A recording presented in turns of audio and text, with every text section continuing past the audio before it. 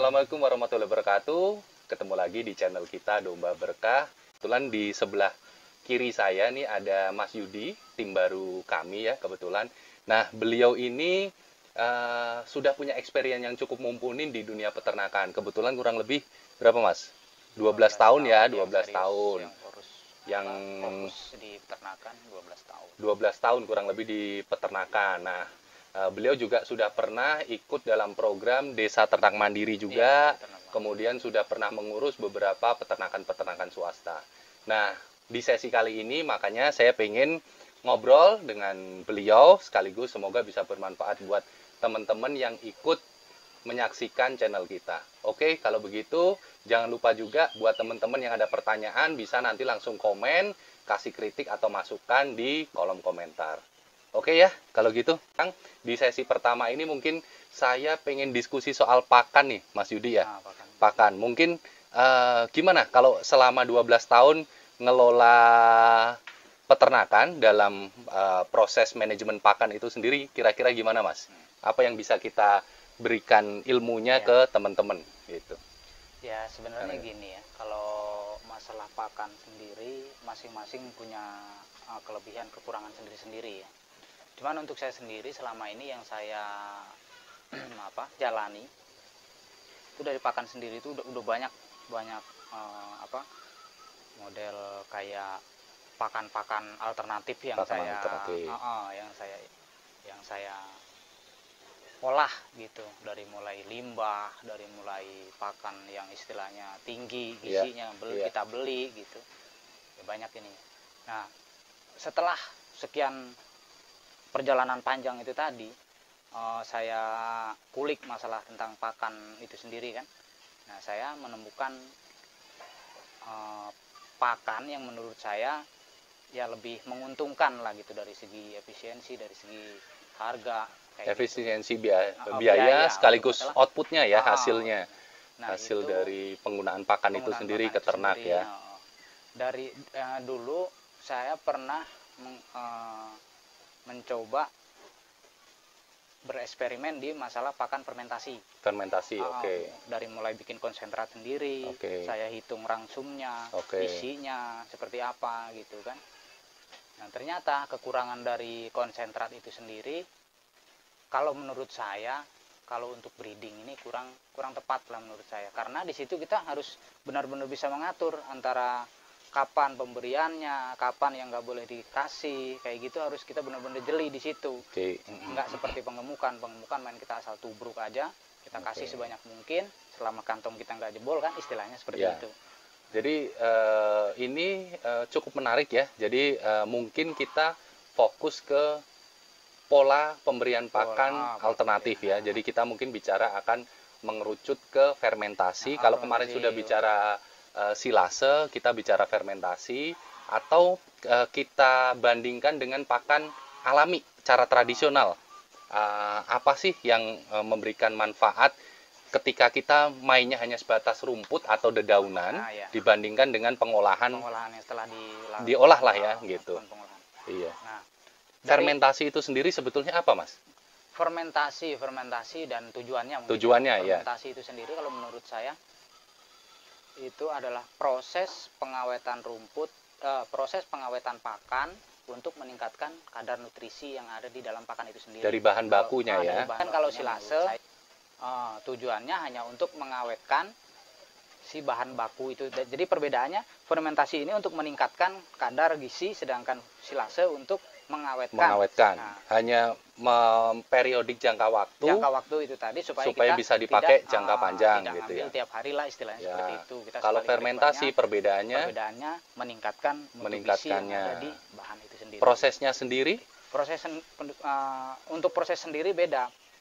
Kalau silase itu kita tidak membutuhkan istilahnya banyak proses lagi. Kalau fermentasi ini kan kita bisa menambahkan seperti vitamin seperti itu, kita tambahkan di situ untuk semakin memaksimalkan si bahan pakan itu sendiri. Gitu, jadi sekaligus menguraikan tadi ya. Menguraikan. Sebenarnya apa tuh? Bahasanya bukan mengurai sih. Kalau mengurai itu kan kalau menurut saya. bahasa penguraian itu sebenarnya berbahaya, soalnya penguraian itu sendiri untuk seperti kotoran seperti pupuk, seperti itu kan kita uraikan ya. Kalau sampai bahan itu sendiri memecah nutrisi mungkin kali ya bahasanya. Sebenarnya memecah nutrisi, meningkatkan nutrisi, menurunkan kadar serat yang terlalu berlebih. Nah, seperti itu kalau fermentasi, kalau menurut saya sendiri gitu. Tapi kita sering mungkin ya, persepsi saya atau beberapa teman kemarin diskusi juga di beberapa peternak kan ada yang berpikir mindset di kita fermentasi itu kayak fermentasi yang kita kenal, dibikin arak, bikin alkohol, bikin tape. Nah itu sama nggak sih? Karena kembali lagi dengan bahasa mindset itu kita kecenderungannya khawatir penggunaan fermentasi, relasinya ke situ, relatednya gitu. Sekarang gini, saya kembali balik bertanya ya. Sekarang kalau menurut jenengan sendiri, Yakult itu sehat apa enggak? Sehat. Beda dengan istilahnya kalau bikin alkohol kan, yang tadinya katakanlah tuak. Tuak ini tadinya minuman yang kita bisa bikin olah jadi makanan, bisa jadi seperti minuman menyegarkan, menyehatkan. Karena kita lakukan proses hingga menjadi alkohol, itu ada kan perubahan situ, proses ya. Perubahan, jadi berubahnya itu sangat bertolak belakang. Seperti jadi itu. Misalnya dari karbohidrat terus jadi ada kandungan alkoholnya. Sedangkan fermentasi yang di industri peternakan ini bahan tetap sama, cuman dia meningkatkan memaksimalkan nutrisinya dengan proses pemecahan atau istilahnya penguraian untuk mudah diserap ya. Mudah diserap. Jadi ini fermentasi yang di mindset kita mungkin karena kita sudah terbiasa dengan bahasa fermentasi di kehidupan kita sehari-hari ternyata berbeda. Nah, artinya dengan begitu sebetulnya kemarin juga ada analogi yang sedikit melenceng. Jadi artinya ada kekhawatiran penggunaan pakan fermentasi untuk pola peternakan breeding. Nah itu benar nggak sih, atau apa sih experience sudah pernah gimana? Boleh nggak sih kambing yang sudah bunting muda atau bunting tua diberikan pola pakan menggunakan bahan yang sudah difermentasi? Itu kira-kira gimana Mas? Nah, kembali itu sendiri tadi saya jelaskan kan, kalau kita pakai fermentasi itu kita harus tepat penggunaannya, waktunya. Seperti kambing ini kita main di breeding. Breeding ini kita nggak boleh setiap waktu itu kita maksimalin pakai fermentasi, apalagi bentuk fermentasi ini udah bentuk konsentrat bentuknya kan, udah bentuk konsentrat yang tinggi, protein tinggi, di situ nutrisinya udah terlalu tinggi. Nah itu sendiri ada waktu-waktu tertentu ketika kalau seperti kambing bunting itu bunting tua sekitar 1 bulan sebelum melahirkan sampai dia masa menyusui, itu disarankan konsentrat karena untuk tenaga dia, untuk nutrisi dia, susu dia, seperti itu. Nah kemudian ketika dia masuk di masa mendekati masa fase kawin, itu harus dikurangin. Bila perlu nggak perlu dikasih juga nggak apa-apa, istilahnya gitu. Kita full ke hijauan. Bentuk kalau hijauannya kita bisa silase atau bisa rumput segar gitu. Ya, cuman masing-masing ada kekurangannya, kelebihannya itu tadi kan.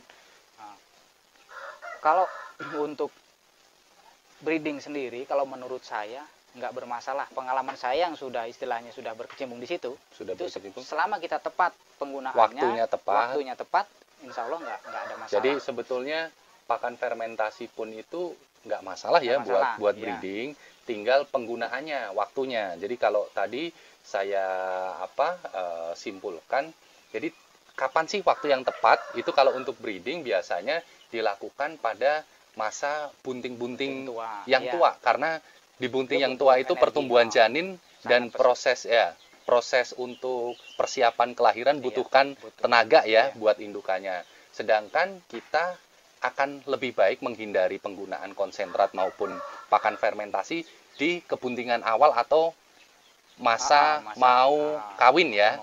Masa mau kawin itu baiknya sarannya lebih baik menggunakan pakan alami ya, hijauan alami. Itu dengan catatan full cukup. Kalau sekiranya memang kita ragukan pakan kita, istilahnya hijauan kita ini kurang bervariasi atau gizinya menurut kita terjun di dunia peternakan ini kan kita bisa merasakan kalau si ternak kita ini kurang sepertinya, kurang sehat atau kurang gemuk lah ini gitu kan. Nah kita kan bisa kita mau kasih konsentrat dikit-dikit kan nggak masalah, seperti itu. Yang penting tempat penggunaan, tepat aplikasinya, waktunya tepat, insya Allah nggak masalah ya. Nah terus saya mungkin ada pertanyaan lagi, apa sih bahan yang difermentasi itu sendiri? Cocoknya misalkan gini, kita ada sekarang yang kita kenal ada pola breeding, ada fattening. Kemudian ini cocoknya bahan apa yang kita fermentasikan gitu. Gitu sih Mas. Beda nggak sih antara yang buat pola penggemukan dengan pola pembiakan gitu? Oh iya, sangat berbeda. Sangat pasti beda ya. Pasti beda. Kalau untuk penggemukan sendiri, kalau menurut saya yang tinggi protein. Tapi tinggi protein ini dalam artian jangan terus kita kasih protein doang. Terus, ya. Karena apa? Karena tahu sendiri kalau protein terlalu banyak itu kan larinya ke mencret. Jatuhnya kan gitu. Yeah. Nah, jadi memang harus seimbang. LSNI itu 13% ke atas untuk kandungan Kandungan protein sendiri. Gitu. Semakin banyak semakin bagus. Cuman ya ada ambang batasnya. Jadi kalau kita kasih protein pakan dengan kadar protein tinggi, kita juga harus imbangin dengan pakan yang kandungan seratnya tinggi. Nah, seperti itu. Jadi memang masing-masing udah ada porsinya sendiri-sendiri kan seperti itu. Nah, terus untuk gini, kalau menurut saya kalau kambing, rumenansia lah terutama ya. Rumenansia itu yang diperluin cuma 3 faktor. Karbohidrat, serat, protein. Karbohidrat, serat, protein. 3 ini kita cukupin. Kalau 3 ini kita cukupin, kita udah dapat dari ketiga ini. Kadang-kadang kita nggak ngarit juga nggak masalah. Istilahnya kan kayak gitu. Jadi pakan yang istilahnya kalau di kita 5 sehat 4 sempurna, 4 sehat 5 sempurna. Kalau di kambing tuh ya, yang penting kandungannya ada protein, karbohidrat, serat. Nah terus tadi yang saya tanya, di breeding ini komposisi 3-nya seperti apa? Di fattening komposisi ketiganya seperti apa gitu? Mana yang disarankan lebih cocok gitulah. Ya. Kalau untuk breeding sendiri kita anjurkan untuk ya itu tadi kita bagi fasenya. Di mana fasenya dia bunting tua itu kita tinggiin agar kadar proteinnya kita agak tinggiin kan gitu. Kalau untuk masa kawin atau bunting muda kita tinggiin karbohidrat sama seratnya seperti itu. Yang penting kita atur aja jangan sampai terlalu jomplang salah satu terlalu tinggi. Nantinya untuk mengurainya susah. Sekarang seperti kadar protein terlalu tinggi, nanti akhirnya mencret. Itu kan yang kita salahin pakan lagi, ini kurang bagus. Lagi. Kalau yang breeding, untuk yang fattening? Fattening itu saya anjurkan proteinnya yang tinggi. Proteinnya yang tinggi. Jadi untuk 100% pakan itu kita ambil berapa persen? 2-4% itu yang kadar proteinnya tinggi seperti itu. Terus berarti itu tadi ya kalau kita fokusnya ke fattening itu memang disarankan dari ketiga bahan ini proteinnya bahan yang mempunyai kandungan protein itu disarankan dari komposisi ketiga ini lebih tinggi ya. Iya, lebih tinggi. Pada saat proses breeding buntingan awal itu mengurangi protein meninggikan karbohidrat. Sama serat gitu. Itu jadi 3 dasar komponen nutrisi dalam pakan gitu. Nah terus itu tadi kita sudah tahu komposisinya. Bahannya tuh apa Mas? Bahan-bahan yang contoh aja sih buat gambaran. Jadi kita mau bikin pakan complete fit gitu ya, yang kandungannya 4 sehat 5 sempurna di manusia. Nah ini bahannya apa? Apa sih bahan-bahan yang mempunyai kandungan protein? Kemudian yang karbohidrat lebih condong ke karbohidrat. Serat itu apa? Kalau dari bahan sendiri, dari bahan-bahannya, kalau serat itu kita tahu dari rerumputan. Hijauan itu yang paling tinggi. Kadar serat ya. Terus untuk kadar protein sendiri dari kacang-kacangan. Dari kacang-kacangan itu hampir semua kacang-kacangan itu tinggi protein. Ya, kedelai, seperti model kacang metek. Pokoknya kacang-kacangan. Kacang-kacangan ya. Itu yang dipakai kacangnya sendiri, kulit arinya, itu kulit luarnya gitu sama tetap punya kandungan protein yang tinggi itu ya. Ukurannya kantong kita aja gitu. Kalau kita istilahnya kita ngukur kosnya nanti ya. Ya cuman biasanya kalau peternak-peternak besar itu biasanya di mix dia dari limbah-limbah itu tadi di mix. Kalau seumpamanya dari kayak tepung kedelai ini, limbah tepung kedelai sekian persen nanti di mix dari apa yang agak tinggi disatuin nanti sama-sama tinggi jatuhnya gitu. Jadi tinggi kan gitu. Nah, untuk kadar karbohidrat sendiri kalau selama yang saya tahu ini dari mulai tumpi jagung, dedak, bekatul itu memang masih tinggi kadar. Jadi dari turunan dari padi ya, istilahnya padi, kulit arinya tuh jadi dedak. Iya, terus bahan baku jagung. Onggok tuh singkong ya? Onggok singkong ya. Onggok singkong. Kalau kayak kopra itu apa kelapa, kulit kopi gitu? Kopra itu kan udah bisa dibilang untuk kopra sendiri itu pabrikan ya kalau menurut saya. Jadi kadar proteinnya itu sendiri sebenarnya kopra kan berlemak sih sebenarnya. Jadi proteinnya yang tinggi. Nah, kalau kita pilihannya itu tadi, kalau dari kacang-kacangan, kalau protein ada dari kacang-kacangan, dari kopra, itu tinggi protein. Jadi kita bisa pakai salah satu. Ya kalau kita mampu ya dua-duanya kita mix nggak apa-apa gitu. Cuman kalau umpamanya kita mampunya di kopra, ya kopra itu juga tinggi, lumayan tinggi. Kopra itu di atas 22% kadar proteinnya. Oke, itu tadi kita sudah tahu ya fermentasi itu apa, waktu pemberiannya seperti apa, bedanya fermentasi dengan pakan yang lain. Nah, sekarang mungkin saya ada pertanyaan lagi. Dalam proses fermentasi, kita kan mengenal ada bahan untuk meningkatkan atau memproses fermentasi itu sendiri yang kita kenal dengan prebiotik.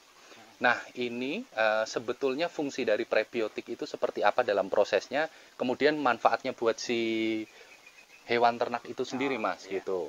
Kan biasanya prebiotik pun bisa kita bikin dari alami, bisa juga pabrikan ya. Ya, kita kenal ada SOC, ada EM4 gitu kan. Kalau untuk prebiotik, kalau saya kecenderungannya tidak untuk apa ya? Tidak saya utamakan, enggak. Jadi saya lihat dari pakan, sebenarnya pakan komposisi ini, bahan bahan ini tadi. Sebenarnya kalau kayak fermentasi ya konsentrat ini nggak pakai juga nggak masalah. Karena apa? Karena fungsi probiotik itu dia bakteri baik yang membuat proses terjadinya fermentasi. Sedangkan dari bahan-bahan itu sendiri tadi ya seperti Yakult. Contohnya kalau di orangnya itu Yakult lah gitu kan. Nah, kalau untuk pakan itu sendiri dari masing-masing material pakan ini, bahan baku pakan ini itu sudah ada kandungan probiotik bawaan itu ada. Di situ memang sudah ada. Jadi kalau memang tepat komposisinya kita campur, kita aduk, kita nggak perlu pakai probiotik. Mungkin untuk penghidupnya ini kita perlu seperti tetes kalau kita masih agak ragu. Kita pakai tetes, itu hanya untuk penghidup probiotik. Penghidup bakteri baiknya ya. Jadi untuk apa sih, kayak inangnya bukan? Pemicu tumbuhnya ini ya? Iya, sebenarnya sih untuk penghidupnya aja gitu. Kalau di media media untuk penghidupannya ya itu tadi, si bahan-bahan baku itu dari bahan baku itu sendiri sudah bisa ya sebetulnya, tinggal kita proses. Kita campur. Nah, berbagai macam campuran ini tadi, kalau dari sini ada probiotik sekian persen dijadikan satu, itu udah jadi satu koloni besar istilahnya seperti itu.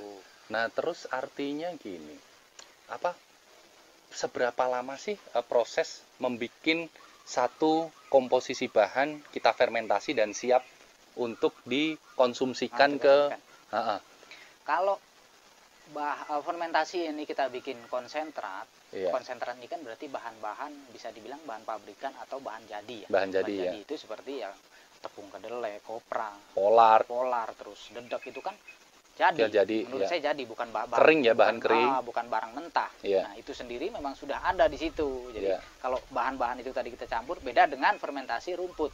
Kalau rumput ini kita pakai proses, kita chopper, kita siram pakai molasses, terus kita simpen itu sekian minggu baru bisa kita kasih. Ya sebenarnya berapa hari juga bisa kita kasih kalau memang kita mau kasih kan. Cuman idealnya itu 2-3 minggu baru jadi seperti itu.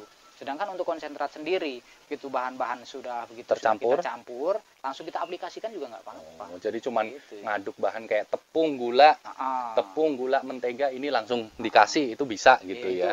Kalau sudah bahan, udah istilahnya kita cuma nyampur bahan-bahan jadi tadi ya, kayak tepung, terutama biasanya yang bentuknya sudah dalam bentuk kering ya, tepung-tepungan gitu. Ya cuman karena memang kita mau istilahnya kita supaya tahan lama, memang dari proses pengemasan juga kita bikin yang agak rapat lah gitu kan, supaya awet. Nah, untuk proses supaya si bahan ini kan kalau kita biarkan gitu aja kan mudah busuk ya, mudah pahit ya. Itu kalau bahan yang kandungan airnya masih tinggi ya? Ya sebenarnya kandungan yang ini juga yang kering juga seperti jagung itu, kalau kita angin-anginkan semaunya seperti itu ya sebenarnya dia menimbulkan jamur rusak. Iya, rusak juga. Bisa rusak juga. Iya, makanya di situ si mikroba itu nggak berkembang dengan baik. Karena apa? Karena si mikroba itu kan dia maunya kan di tempat aerob gitu. Di tempat anaerob kan gitu. Anaerob ya, yang kedap udara ya. Iya, kedap udara. Seperti itu. Nah, penghidupnya kita kasih tetes untuk.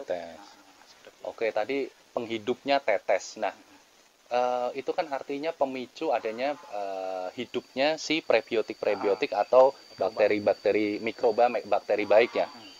Itu biasanya kan kita kenalnya memang kita aplikasikan ke dalam pengolahan pakan, dalam hal ini proses fermentasi atau silase.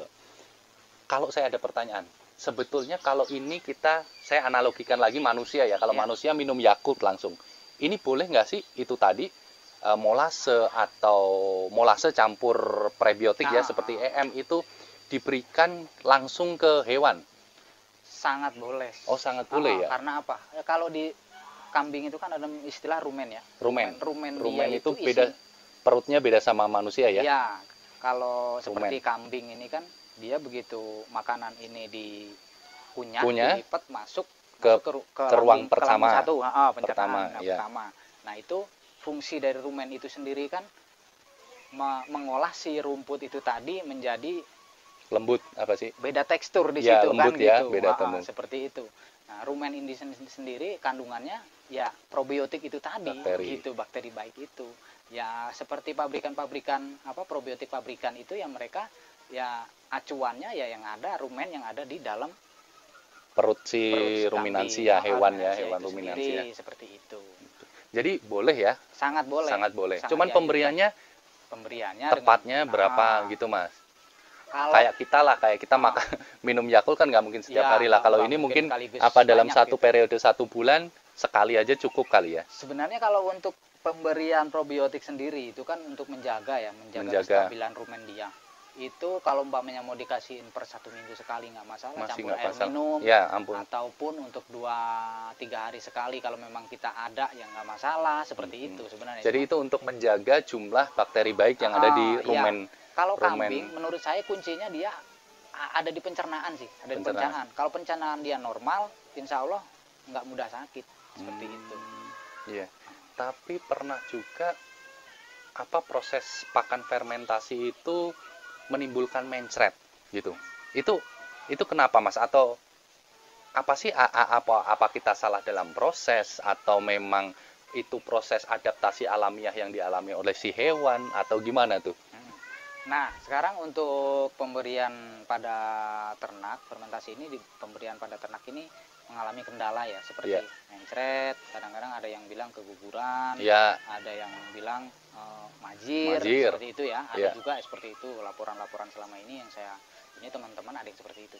Sebenarnya kembali lagi, kita dari kualitas pakan kita sendiri itu, kita udah benar-benar istilahnya memenuhi standar mutu pakan atau belum, gitu kan. Kalau memang itu semua sudah memenuhi standar mutu pakan, kembali lagi kita lihat dari si hewan ternaknya sendiri. Seperti hewan ternak ini tadi, pakan untuk di kandang sebelumnya ini pakan apa. Nah, mungkin dari perubahan pakan itu tetap ada proses adaptasi ya. Semua hewan ternak, semua rumenansia itu dari perubahan pola pakan itu pasti mengalami penyesuaian. Penyesuaian itu ada yang mencret. Ya, itu hal biasa ya. Itu hal biasa, cuman selama di ambang batas kewajaran normal ya gitu. Oke. Jadi kita juga mengidentifikasi satu masalah di kandang, misalkan kambing mencret, itu nggak perlu langsung reaktifnya terlalu berlebihan ya. Mungkin ada proses adaptasi pakan segala macam. Jadi treatmentnya pun nggak perlu lebay yang harus langsung obat gitu. Mungkin kita bisa saya sarankan untuk kambing baru ataupun kambing ini harus ada proses karantina. Proses karantina itu dalam artian dia untuk menyesuaikan, seperti pakan itu jangan langsung kita rubah total dari kandang sebelumnya seperti ini. Nah, itu mungkin proses karantina nanti kita bahas di obrolan berikutnya ya, karena pasti banyak tuh yang bisa kita pelajari ya. Itu banyak penyakit dari kambing baru datang. Itu nanti kita penyakit mendasarnya banyak. Nanti kita ngobrol lagi soal kambing SOP mungkin ya.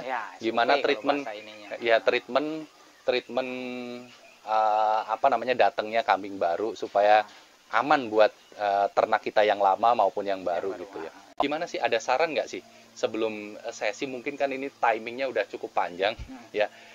Nanti kita sambung di sesi berikutnya. Yang terakhir mungkin, apa trik atau selama 12 tahun ini Mas Yudi sudah berkecimpung di peternakan, manajemen pakan yang baik itu apa? Mungkin bisa di-share ke teman-teman, apalagi ini kan kita bisa bagi buat teman-teman yang lebih khusus lagi yang memang baru menggeluti di dunia peternakan. Mungkin yang peternakan-peternakan yang sudah besar, sudah terbiasa, atau mungkin nanti ada sedikit hal yang beda dengan apa yang kita sampaikan. Karena ini memang versi dari kita yang sifatnya memang langsung praktek di kandang ya, istilahnya by experience, bukan by teori ya. Jadi kita by experience. Mungkin itu Mas apa yang sekiranya sebagai closing statement kali ya. Ya sebenarnya kalau menurut saya pertanyaan ini untuk saran pakan ya sebenarnya. Saran pakan ya, betul, saran pakan. Kalau menurut saya untuk peternak pemula ini kita lihat dulu, kalau pakan itu kita lihat dulu dari segi lahan, dari segi waktu, yang mempengaruhi kan itu untuk pakan ini.